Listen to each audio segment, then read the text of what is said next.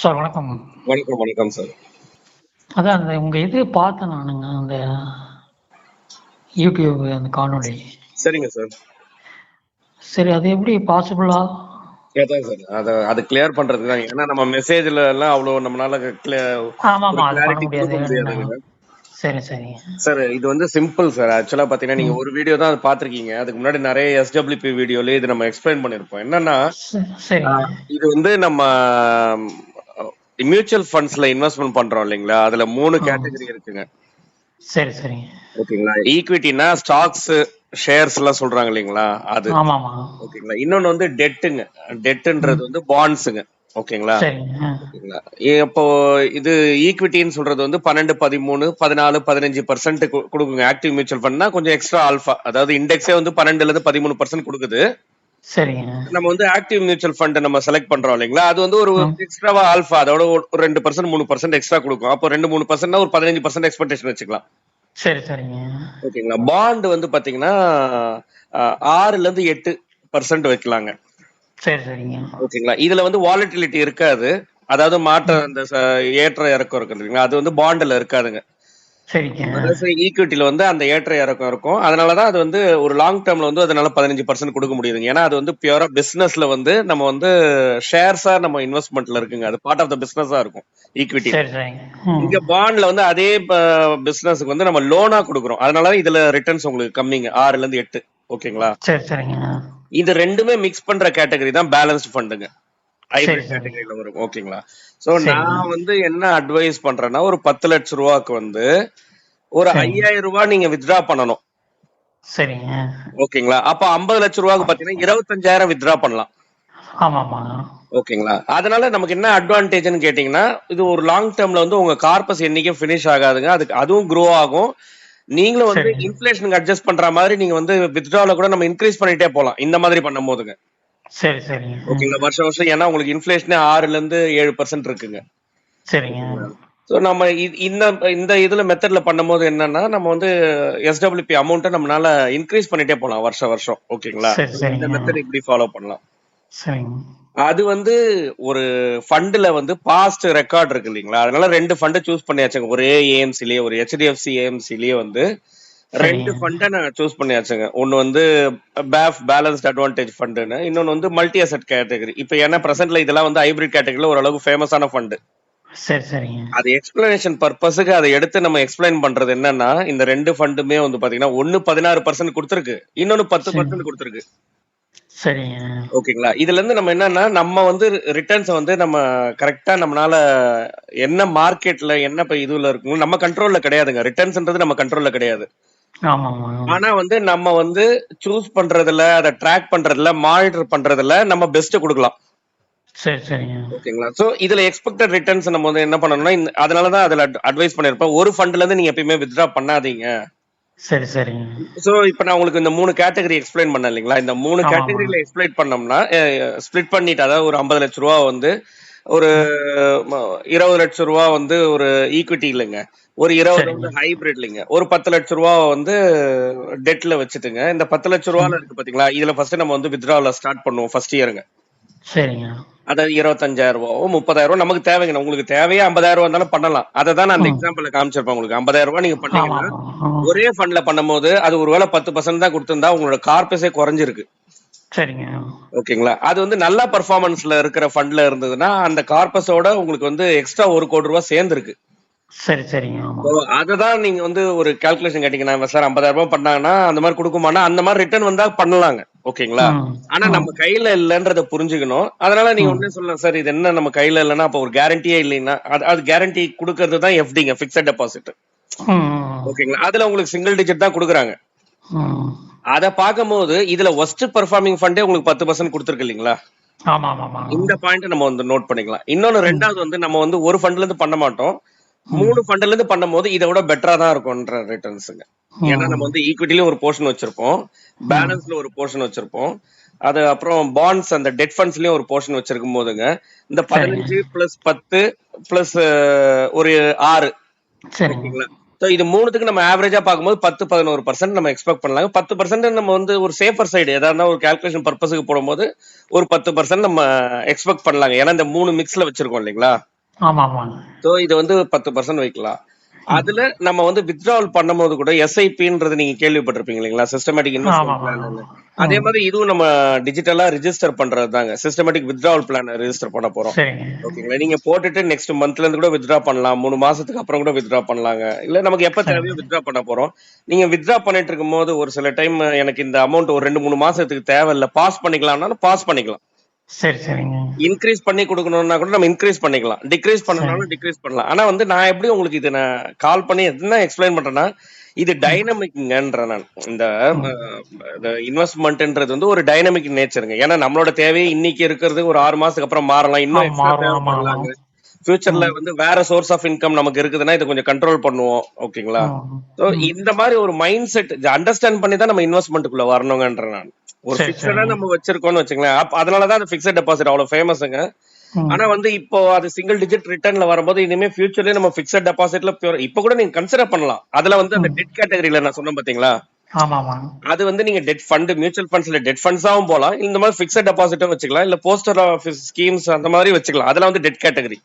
அதாவது நான் எப்படி நான் ஒருத்தங்களுக்கு சொல்லுவேன்னா, இப்ப உங்களுக்கு மாசம் இவ்வளவு தேவைன்றதை நீங்க டிசைட் பண்ணிட்டீங்கன்னா ஃபர்ஸ்ட் 24 மந்த்ஸுக்குங்க இந்த கேட்டகரியில இருக்கணும். அது வந்து மிக்ஸா எல்லாமே இருக்கலாம். நீங்க டெட் ஃபண்ட்ஸா வச்சுக்கலாம், ultra short fund, low duration fund, இல்லன்னா வந்து பிக்ஸட் டெபாசிட்டுங்க, போஸ்ட் ஆஃபீஸ் ஸ்கீம்ஸ், இந்த மாதிரி எல்லாமே வச்சுக்கணும். இதையே டோட்டலா 100% வைக்க கூடாதுங்க. 100% வைக்கும் போது அது இன்ஃபிளேஷனை பீட் பண்ணல இல்லைங்களா? அப்ப நம்மளோட வெல்த் வந்து இன்க்ரீஸ் ஆகாதுங்க, டிப்ரிஷியேட் தான் ஆயிட்டு இருக்கும். ஓகேங்களா? சோ அதனால நான் என்ன சொல்றேன்னா, இதுல ஒரு கேட்டகரி, அதாவது ஒரு 2 இயர்ஸ்க்கு தேவையானது இதுல வச்சிடணும். அடுத்த 2-3 இயர்ஸ்க்கு வந்து ஹைபிரிட் பேலன்ஸ் ஃபண்ட்ல வச்சிடணும். அதுக்கு மேல இருக்கிற எக்ஸஸ் எல்லாமே நீங்க லாங் டேர்முக்கு வச்சிடணும். அதாவது 5+ இயர்ஸ்க்கு இருக்கிறது எல்லாமே நம்ம லாங் டேர்ம்ல வைக்கும் போது அது ஈக்விட்டி மார்க்கெட் வாலட்டிலிட்டிக்கு ஆட்டோமேட்டிக்கா அட்ஜஸ்ட் ஆயிடும்.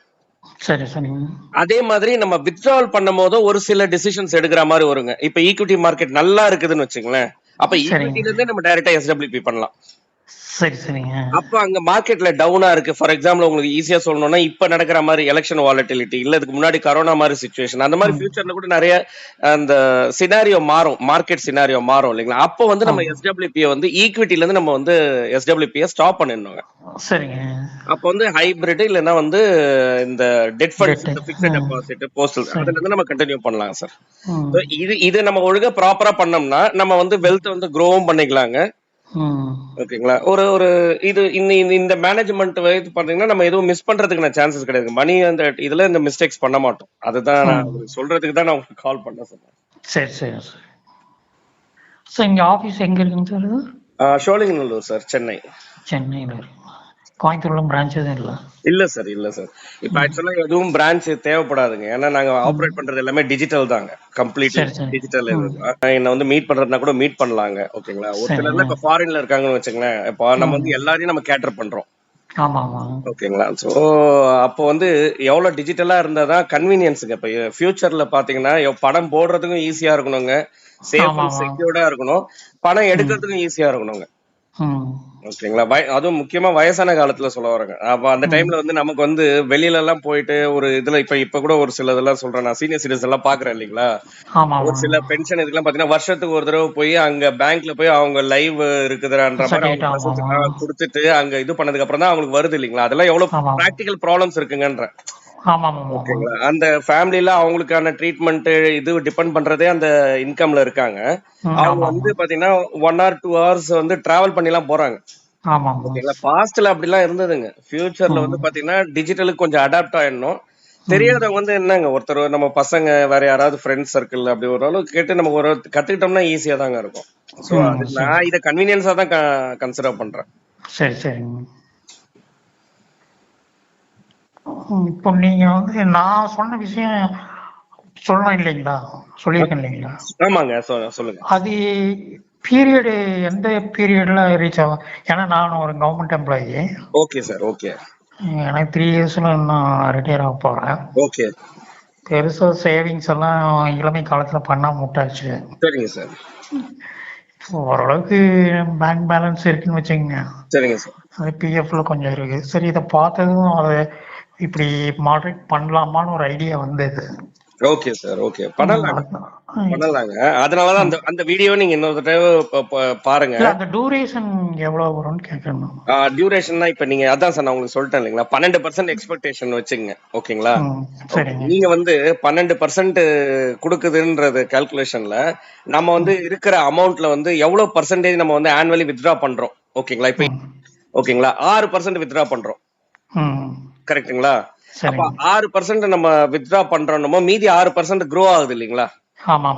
ஓகேங்களா, சோ அந்த growth தான் நமக்கு வந்து உங்களுக்கு கண்டினியூவா growth ஆயிட்டே போகணும். இல்ல நம்ம அடுத்த வருஷமே நம்ம இன்னும் கொஞ்சம் இன்க்ரீஸ் பண்றோம்னு வச்சுங்க, இந்த 25,000 ரூபாய் பத்தல, ஏன்னா இன்ஃபிளேஷனும் ஒரு 2-3 வருஷம் 5 வருஷத்துல உங்களுக்கு டிஃபரன்ஸ் தெரியும்ல. அப்ப நமக்கு வந்து 25,000 இடத்துல வந்து ஒரு 30,000 40,000 தேவைப்படுதுன்னா நம்ம இன்க்ரீஸ் பண்ணுவோம் கிராஜுவலி. அதுக்கேத்த மாதிரி உங்களுக்கு ரிட்டர்ன்ஸும் கிராஜுவலா அட்ஜஸ்ட் ஆயிடுங்கன்ற. ஏன்னா நமக்கு ரிட்டர்ன்ஸ்ன்றதே வந்து பாத்தீங்கன்னா ஒரு ஸ்டெடி ஃபிகர் கிடையாதுங்க. அது வந்து டிபெண்டிங் அப்பான் உங்களுக்கு ஜிடிபியும் இன்ஃபிளேஷன் வச்சு வந்துருங்க. நம்ம இந்தியால நமக்கு இதுல கண்ட்ரோல்ல வந்து கவர்மெண்ட் எல்லாம் கரெக்டா ஆப்ரேட் பண்ணிட்டுங்க, உங்களுக்கு அதை வந்து அட்ஜஸ்ட் பண்ணிட்டுங்க, இன்ஃபிளேஷன் அதிகமா போக விடாம ஓரளவு கம்மி பண்றாங்கன்னு வச்சுங்களேன். ஜிடிபி growth ஒரு 6% இருக்குது, இன்ஃபிளேஷன் ஒரு 3% இருக்குன்னா உங்களுக்கு ரிட்டர்ன்ஸ் 9% ஆயிடும். ஓகேங்களா, இன்ஃபிளேஷன் ஒரு 6% இருக்குன்னா 6+6 12% கொடுக்குங்க. சோ இதுல நமக்கு நம்ம வந்து ஒரு போர்ஷன் நம்ம வைக்கும் போது என்னன்னா இன்ஃபிளேஷனுக்கு ஏத்த மாதிரி இதுல அட்ஜஸ்ட் ஆயிடுங்கன்ற நான். ஓகேங்களா, நம்ம அதே மாதிரி எடுக்கிற அமௌண்ட்டை பொறுத்து நமக்கு வந்து எவ்வளவு சீக்கிரம் அந்த கார்பஸ் 1 crore ரீச் ஆகுன்றதும் வேரி ஆகுங்க. ஓகேங்களா, இப்ப உங்களுக்கு கால்குலேஷனுக்கு நான் ஒரு இது போட்டு உங்களுக்கு அனுப்பிடுவேன். இப்போ இது வந்து என்னன்னா ஒரு ஸ்ட்ரெயிட் லைன் மாதிரி இது போற மாதிரி இருக்கும் இல்லைங்களா. ஆக்சுவல் ரிட்டர்ன்ஸ் பாத்தீங்கன்னா ஸ்ட்ரெயிட் லைனா வராதுங்க.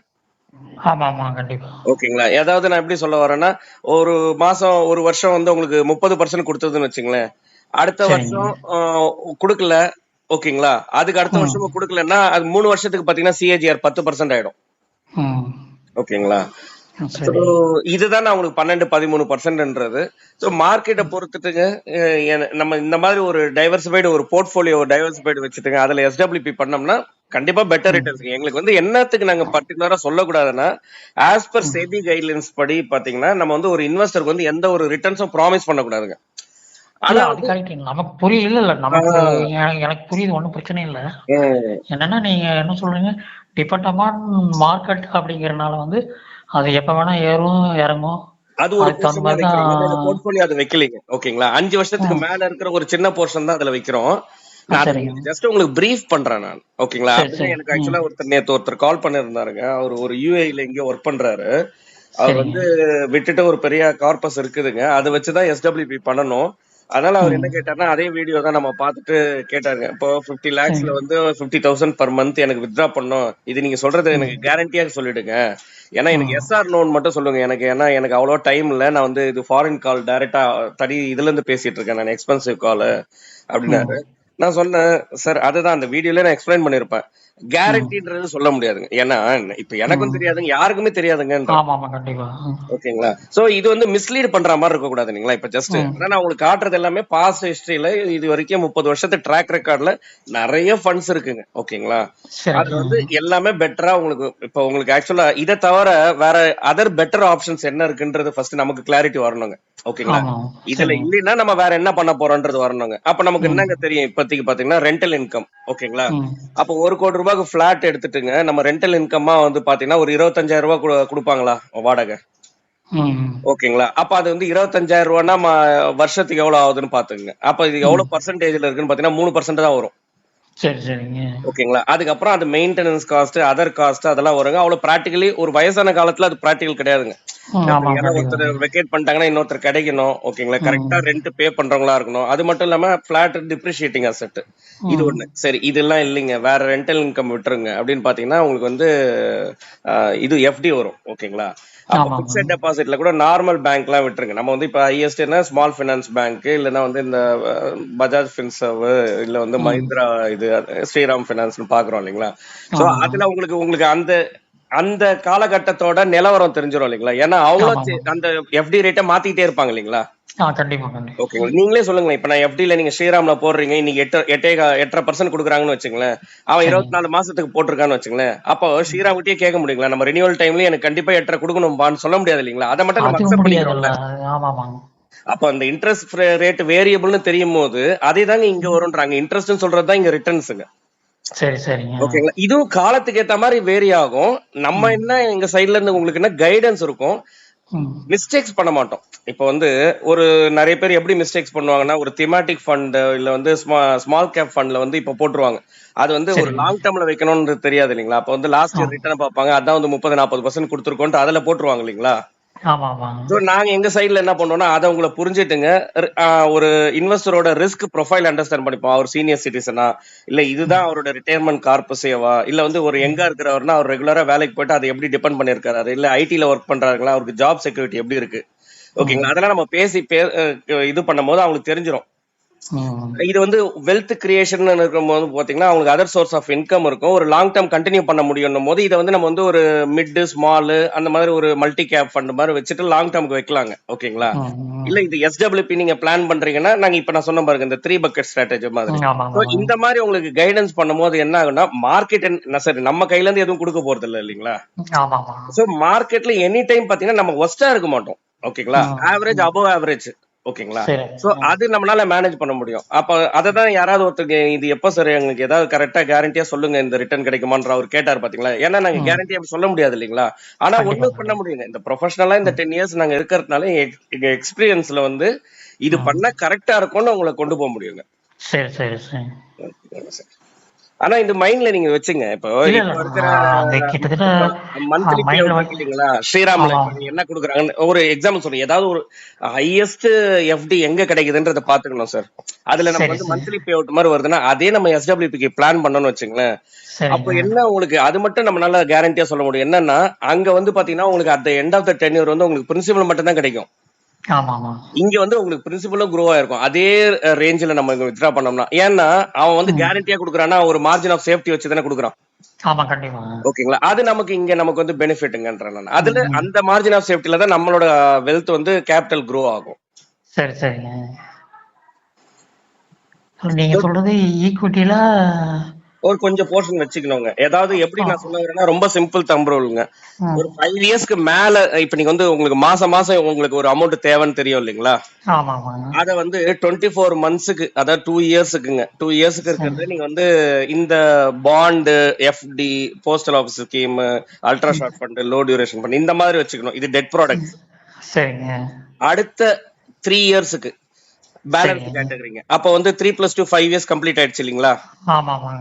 அதுக்கு மேல இருக்கிறத நம்ம ஈக்விட்டில தைரியமா வைக்கலாம். இது மாதிரி வைக்கிறதுனால நமக்கு என்ன அட்வான்டேஜ்னா, ஆவரேஜா உங்களுக்கு வந்து பாத்தீங்கன்னா ஒரு பெட்டர் ரிட்டர்ன்ஸ் இருக்கும். ஏன்னா ஈக்விட்டி போர்ஷன் தான் உங்களுக்கு ஆக்சுவலா வந்து எக்ஸ்ட்ரா ரிட்டர்ன்ஸ் கொடுக்கறது.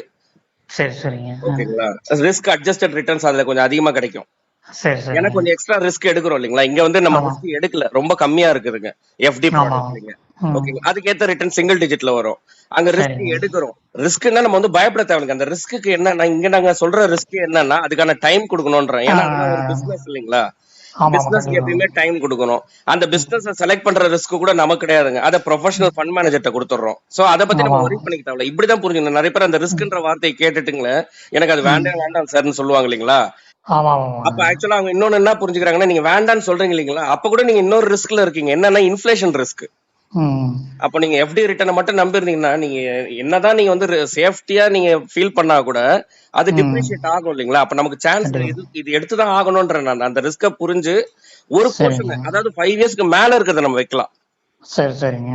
ஓகேங்களா. அதே மாதிரி ஏன் நீங்க 5 இயர்ஸ் நாங்க சொல்றோம்னா, ஹிஸ்டாரிக்கலா நீங்க வந்து ஈக்விட்டி மார்க்கெட் எடுத்தீங்கன்னா எவ்வளவுதான் அப் அண்ட் டவுன் இருந்தா கூட ஒரு 5 இயர்ஸ்ல பாத்தீங்கன்னா அது பாசிட்டிவ் ரிசல்ட் கொடுத்திருக்கு. சரி சரி. ஓகேங்களா. அதான் நெகட்டிவ்ல போகாது.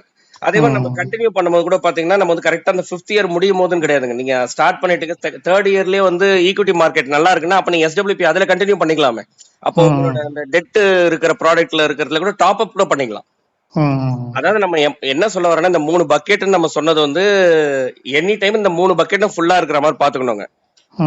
நமக்கு வந்து சிச்சுவேஷன் மார்க்கெட்டுக்கு ஏத்த மாதிரி அந்த டைம்ல அதுல இருந்து வித்ட்ராவல் பண்ண போறோம். இப்ப வந்து ஈக்விட்டி மார்க்கெட் சரியில்லைன்னா நம்ம வந்து டெட்ல இருந்து வித்ட்ரா பண்ண போறோம். ஈக்விட்டி மார்க்கெட் நல்லா இருக்குன்னா ஈக்விட்டில இருந்து வித்ட்ரா பண்ண போறோம். அதே மாதிரி இந்த டெட் பக்கெட்டையும் நம்ம வந்து டாப் அப் பண்ணி வச்சிருவோம். சரி சரிங்க. என்னோட இதுவே பாத்தீங்கன்னா இது கூட நிறைய பேருக்கு வந்து நிறைய டவுட்ஸ் இருக்குங்க ஆக்சுவலா மியூச்சுவல் ஃபண்ட் ரிலேட்டட்ல. ஓகேங்களா. சோ முடிஞ்ச வரைக்கும் ஏன்னா டிஃபரெண்ட் பர்சன்ஸ் அவங்களோட வியூல கேட்கும் போது தான் நம்ம இன்னும் கொஞ்சம் பெட்டரா கிளாரிட்டி கொடுப்போம். ஒவ்வொருத்தருக்கும் ஒவ்வொரு என்ன சொல்றது புரிதல் இருக்கும். அதனால அவங்களுக்கு டவுட்ஸ் நிறைய வரும். சிலர் வந்து ஒன்ஸ் சொன்னாவே கேப்சர் பண்ணிக்குவாங்க. கரெக்ட்டுங்க. கேப்சர் பண்ணிக்குவாங்கன்னா கொஞ்சம் சோசியல் நாலேஜஸ் இருந்ததுன்னா கரெக்ட் சார். இது பண்ணிக்குவாங்க. கரெக்ட்டுங்க. இல்ல என்னோட இதுல கான்செப்டே நான் அப்படிதான் வச்சிருக்கேன். இப்ப நம்ம எக்ஸ்பிளைன் பண்றோம்னு வச்சுக்கோங்க, நம்ம ஒரு மைண்ட் செட்ல எக்ஸ்பிளைன் பண்ணிட்டு இருப்போம் இல்லைங்களா? ஆமா ஆமா ஒருத்தர் கேட்கும் போது அப்போ வந்து இப்படி கேக்குறாங்கன்றது ஒரு டிஃபரெண்டா நமக்கு ஆமா அப்பதான் கண்டிப்பா புரியுது இல்லைங்களா? புரியும். ஆமா நம்ம ஆமா அது ஆன்சர் பண்ணும்போது இதுக்கு நிறைய பேருக்கு கிளாரிட்டி கிடைக்குதுங்க. சோ நான் அதனால சரி இப்படி கண்டினியூ பண்ணிட்டு இருக்கேன் நான். சரி சரி சரிங்க sir. Right sir, right sir.